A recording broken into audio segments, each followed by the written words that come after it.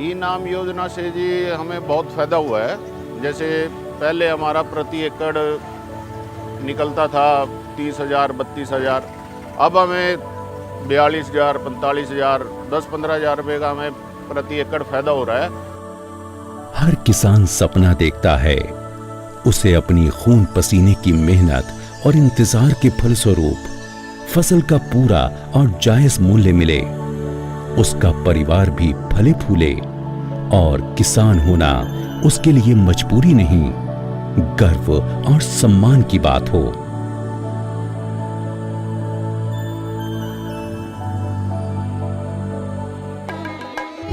प्रधानमंत्री श्री नरेंद्र मोदी जी का भी यही सपना था कि किसानों को तकनीक द्वारा ऐसी सुविधाएं उपलब्ध कराई जाएं कि किसानों को अपनी फसल बेचने के लिए अधिक विकल्प मिल सकें। फसल की सही कीमत का फायदा सीधे किसानों और उपभोक्ताओं तक पहुंचाया जा सके और मोदी जी के सपने को अमली जामा पहनाया कृषि व किसान कल्याण मंत्रालय ने और 14 अप्रैल 2016 को शुभारंभ किया एक ऐसी योजना का जो आने वाले दिनों में कृषि से होने वाली आय को दुगना करने में महत्वपूर्ण स्तंभ साबित होगी। और इस स्तंभ का नाम है ई नाम।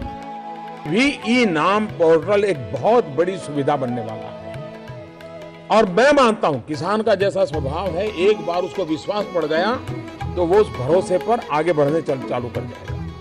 बहुत तेज गति से ई नाम पर लोग आएंगे।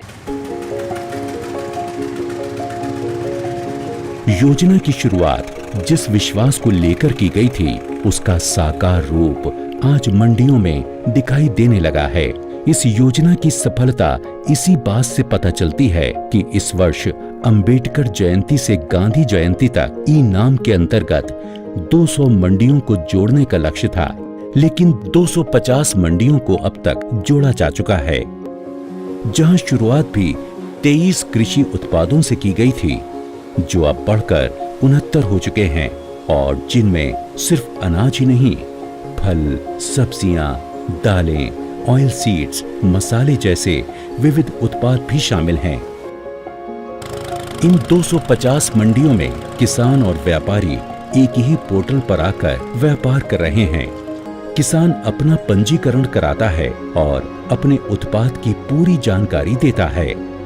उसके बाद फसल का गुणवत्ता मानकों पर टेस्ट होता है और गुणवत्ता अनुसार उसकी श्रेणी निर्धारित की जाती है और अब उसी श्रेणी के आधार पर उस फसल की कीमत ऑनलाइन तय होती है, जिसे किसान के साथ साथ मंडी के सभी व्यापारी देख सकते हैं। ये जो ई नाम योजना सरकार ने बनाई है, ये व्यापारी और किसान दोनों के लिए बहुत हितकारी है। अब हम एक ही लाइसेंस से हरियाणा की रादर ऑल ओवर इंडिया कहीं भी व्यापार कर सकते हैं। हमें बार बार लाइसेंस बनवाने के झमेले में नहीं पड़ना पड़ेगा। इतना ही नहीं, single point levy of market fees के अंतर्गत मार्केट फीस भी एक ही बार देनी होगी और इसका भी सीधा लाभ किसानों को ही मिलेगा। प्रथम चरण में लक्ष्य से अधिक अर्जित करने के बाद किसानों के चेहरों की मुस्कान और खुशहाली ई नाम प्रोजेक्ट को नया उत्साह प्रदान कर रही है। अभी तक 10 राज्यों की 250 मंडियों में ई नाम के अंतर्गत 1,53,992 मीट्रिक टन फसल का कारोबार किया जा चुका है, जिसका मूल्य 421 करोड़ रुपए रहा। ई नाम से अब तक 1,60,229 किसान, 46,688 व्यापारी और 25,970 आढ़ती शामिल हो चुके हैं। 3 चरणों के इस प्रोजेक्ट के 2 चरण अभी भी बाकी हैं, जो मार्च 2018 तक पूर्ण होंगे।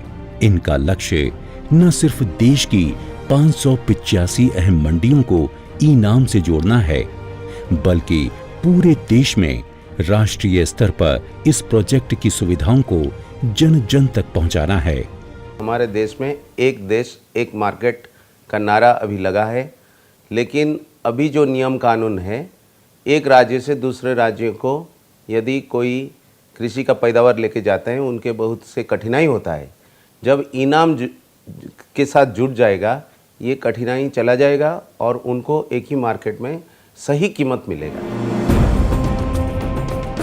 किसानों की उम्मीदों, आशाओं और सपनों को इनाम नए आयाम दे रहा है और कृषक होना किसी व्यवसाय चलाने की तरह ही लाभदायक और सम्मान का काम बन रहा है।